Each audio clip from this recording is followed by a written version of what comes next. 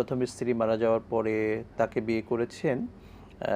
আমরা এরপরে বিয়ের পরে তাকে প্রথম ঘরের যে সন্তানেরা আছে তারা তাকে মায়ের মতো দেখভাল টেক কেয়ার করছেন, করছেন, কেয়ার জি। করছেন।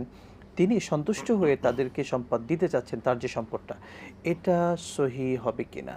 এই বোন তিনি জানেন যে সৎ সন্তানরা সম্পদের ওয়ারিস হচ্ছে না, তো যেই কারণেই তিনি এই কথাটা প্রশ্ন করেছেন। তো এখানে মানে উত্তম হলো যে আল্লাহ রাব্বুল আলামিন যেই ফয়সালা রেখেছেন সেটাতে আমাদের সন্তুষ্ট থাকা, অর্থাৎ জি।